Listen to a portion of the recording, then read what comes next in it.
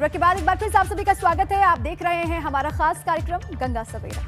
और इस बीच एक बड़ी खबर से आपको रूबरू कराते हैं। हरिद्वार से खबर है, जहां करीब 5 करोड़ के पुराने नोटों के साथ 7 लोग गिरफ्तार किए गए हैं। देहरादून की एसटीएफ यूनिट ने ये गिरफ्तारी की है। 4 करोड़ 47 लाख रुपए के पुराने नोट बरामद किए गए हैं। सभी 7 आरोपियों से पूछताछ की जा रही है। वहीं गिरफ्तार 7 लोगों में 2 लोग यूपी के अमरोहा के रहने वाले हैं, 2 लोग मुरादाबाद, 2 लोग देहरादून और 1 हरिद्वार का रहने वाला है। तो बड़ी खबर आपको हम बता रहे हैं, करीब 5 करोड़ के पुराने नोटों के साथ 7 लोगों की गिरफ्तारी हुई है। इनसे लगातार पूछताछ की जा रही है। पूछताछ में जो कुछ मिलेगा उसके बाद फिर जांच की प्रक्रिया आगे बढ़ेगी। आगे बढ़ते हैं, बात सियासत की और बात भाजपा की। भाजपा में टिकटों को लेकर लगातार मंथन हो रहा है, जो आज भी जारी रहेगा। आज दिल्ली में उत्तराखंड भाजपा कोर ग्रुप की बैठक होनी है। बताया ये जा रहा है कि आज शाम 5 बजे भाजपा कोर ग्रुप की बैठक होगी। दिल्ली में भाजपा मुख्यालय पर यह बैठक होनी है। बैठक में बीजेपी अध्यक्ष जेपी नड्डा, संगठन महामंत्री बीएल संतोष शामिल होंगे। और इसके अलावा उत्तराखंड के मुख्यमंत्री पुष्कर सिंह धामी की मौजूदगी होगी। प्रदेश अध्यक्ष मदन कौशिक होंगे, प्रदेश प्रभारी दुष्यंत गौतम होंगे, चुनाव प्रभारी और सह प्रभारी शामिल होंगे। खबर ऐसी भी है कि गृह मंत्री अमित शाह भी इस बैठक में शामिल हो सकते हैं। आज बैठक में शामिल होने के लिए सीएम पुष्कर सिंह धामी, प्रदेश अध्यक्ष मदन कौशिक, प्रदेश प्रभारी देहरादून से दिल्ली के लिए रवाना होंगे।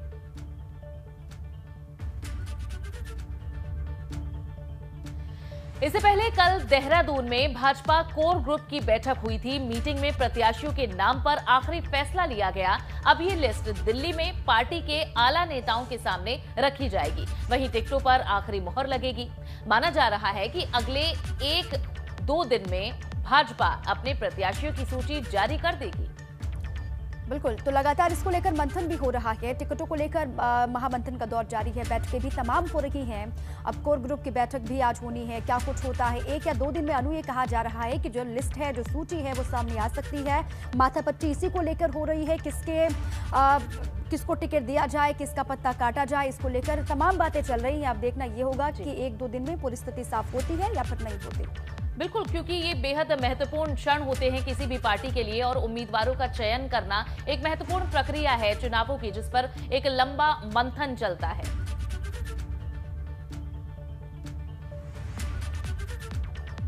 और देहरादून से हमारे संवाददाता पंकज राणा हमारे साथ जुड़ चुके हैं। पंकज, क्या प्राथमिकता रही है इस बार इन कैंडिडेट्स को चुनने की, और आज ये जो बैठक होने वाली है जिसमें ऐलान हो सकता है, इसके बारे में भी क्या सूचना है?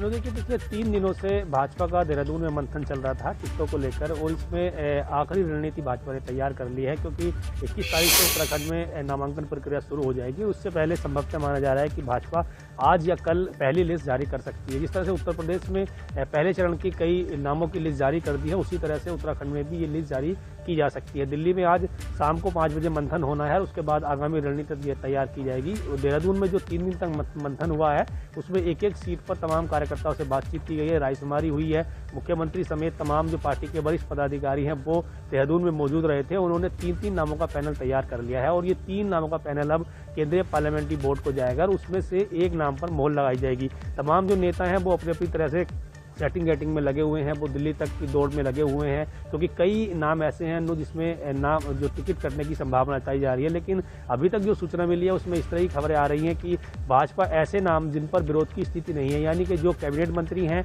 मुख्यमंत्री हैं, पार्टी के अध्यक्ष हैं, जो वरिष्ठता के तौर पर आगे आते हैं, जो सीट जीतने पर बिल्कुल आगे बढ़ रहे हैं, तो उनको भाजपा टिकट देगी, और उनके नाम पर आज लगभग फाइनल लिस्ट तैयार कर ली जाएगी। तो दिल्ली में शाम को 5 बजे मंथन किया जाएगा। देहरादून में जो पार्टी के तमाम पदाधिकारी थे, वो देहरादून से दिल्ली के लिए रवाना हो चुके हैं। अब दिल्ली में जो वरिष्ठ पदाधिकारी हैं, पार्लियामेंट्री वो संसदीय बोर्ड के तमाम पदाधिकारी हैं, उनके साथ मंथन किया जाएगा। अमित शाह के साथ इसमें पार्टी में मंथन किया जाएगा। उसके बाद अंतिम लिस्ट तैयार कर ली जाएगी, क्योंकि कई ऐसे विधायक हैं जो लगातार अपने टिकट काटने को लेकर देहरादून से लेकर दिल्ली तक की दौड़ लगा रहे हैं। अभी हाल ही में त्रिवेंद्र सिंह रावत के घर पर कई विधायक मिले और वहाँ पर उन्होंने सेटिंग गेटिंग लगाई, और इसी तरह से जो दूसरे विधायक है जिनको ये लग रहा है कि वो उनका टिकट कट सकता है, क्योंकि एंटी इनकम वैसे कई विधायकों के खिलाफ है। उनके क्षेत्रों में कई ऐसे लोग हैं जो लोग नाराज हैं, तो उस हिसाब से देखा जाए तो कुछ विधायकों के टिकट कट सकते हैं। इसीलिए तमाम विधायक देहरादून से दिल्ली तक की दौड़ लगा रहे हैं। और आज जो शाम को केंद्रीय संसदीय बोर्ड की बैठक होगी उसमें भाजपा अपनी पहली लिस्ट के नाम तय कर लेगी और 1-2 दिन में उनको फाइनल करके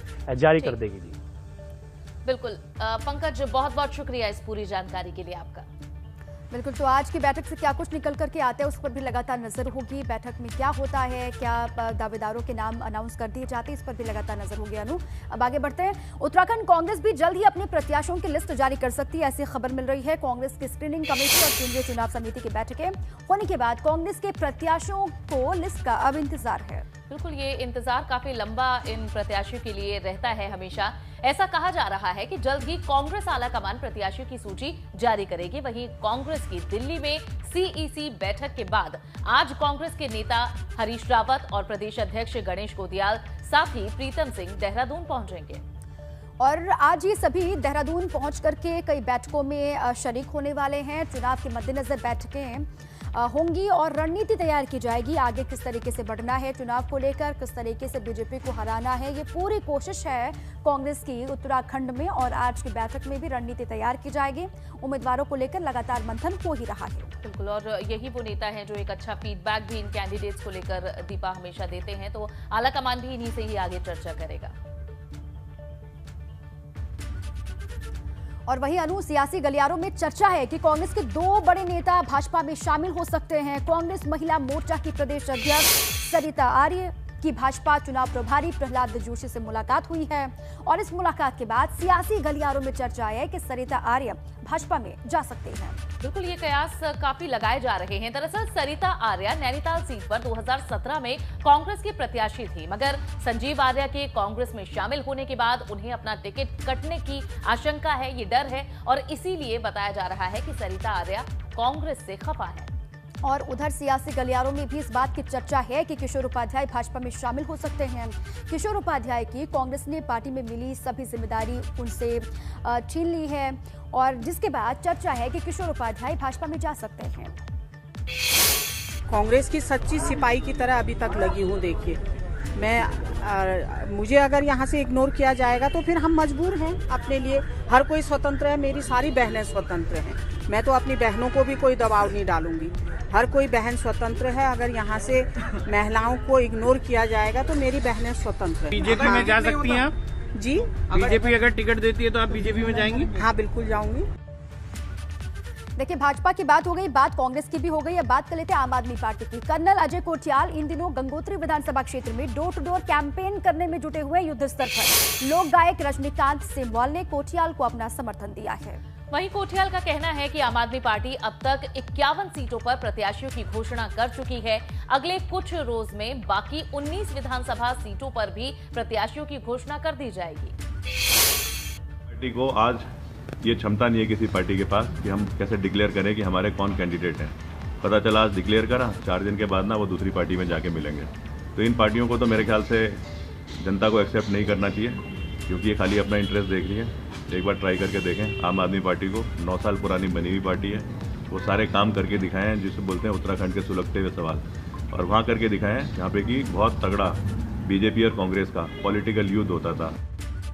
तो दीपा, काफी कॉन्फिडेंस भी इस बार के चुनावों को लेकर आम आदमी पार्टी में नजर आ रहा है। आम आदमी पार्टी ने 8 और विधानसभा सीटों के लिए चुनाव प्रभारी नियुक्त कर दिए हैं, और इसमें जो 8 नेता चुने गए हैं, काफी माना जा रहा है कि मुद्दों की राजनीति को आगे बढ़ाएंगे। तो आम आदमी पार्टी जहां लगातार तैयारियों में जुटी हुई है, और अब ये 8 और नेता हैं जिनके नाम शामिल किए गए हैं। बिल्कुल अनु, कर्णप्रयाग से दयाल सिंह बिष्ट को विधानसभा प्रभारी बनाया गया है। रुद्रप्रयाग से KN डोभाल मैदान में है। नरेंद्रनगर से पुष्पा रावत को मैदान में उतारा गया है। इसके अलावा दीपा, प्रतापनगर से सागर भंडारी हैं, हरिद्वार से संजय सैनी, रुड़की से नरेश प्रिंस हैं, और लक्सर से डॉक्टर यूसुफ हैं। पिथौरागढ़ की बात करें तो यहाँ से ललित भट्ट हैं जिन्हें प्रभार दिया गया है। बिल्कुल, तो 8 सीटों के लिए प्रभारी नियुक्त किए गए हैं। इन प्रभारियों की जिम्मेदारी होगी वहां पर वो फीडबैक लें, देखें कौन सा प्रत्याशी जिताऊ साबित हो सकता है, उसी को मैदान में उतारा जाएगा। अब देखना ये होगा कि किस तरीके से नई रणनीति के साथ आगे बढ़ती है आम आदमी पार्टी। हरिद्वार के खानपुर विधानसभा सीट पर इस बार भाजपा अपना कैंडिडेट बदल सकती है, ऐसी खबरें सूत्र ये बता रहे हैं कि खानपुर विधानसभा सीट पर इस बार भाजपा कुंवर प्रणव की जगह उनकी पत्नी को मौका दे सकती है। ये कहा जा रहा है कि इससे पहले कुंवर प्रणव सिंह चैंपियन यहां से विधायक रहे हैं लगातार, अब वहां पर रणनीति बदली जा सकती है, उनकी पत्नी को मैदान में उतारा जा सकता है, ये कहा जा रहा है। अब इसका इंतजार भी होगा, खानपुर में कैंडिडेट क्या बदलेगा अनु। जी, और काफी चर्चित ये हस्ती रहे हैं और देखना होगा कि अब परिवार के और सदस्य आने से क्या फायदा पार्टी को मिलता है।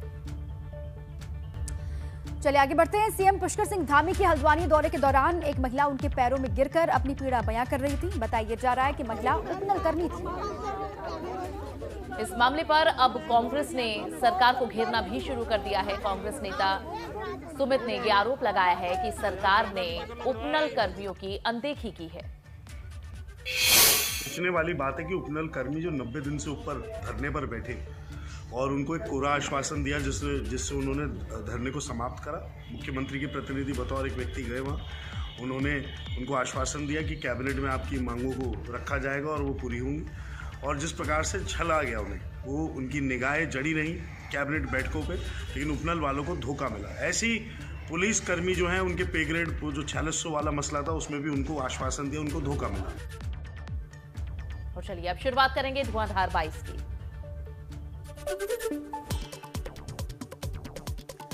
पौड़ी में नामांकन प्रक्रिया को लेकर निर्वाचन विभाग ने प्रत्याशियों के लिए नियम तय किए हैं। विभाग ने प्रत्याशियों को कहा नामांकन दाखिल करवाने के लिए नामांकन परिसर में भीड़ इकट्ठा न करें।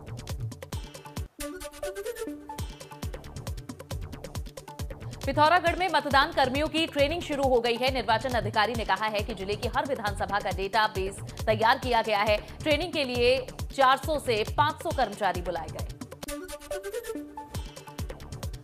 विधानसभा चुनाव करीब आते ही काशीपुर में प्रशासन ने बढ़ाई चौकसी। पुलिस और एसओजी ने चेकिंग के दौरान अवैध हथियारों की सप्लाई देने आई 2 लोगों को गिरफ्तार किया।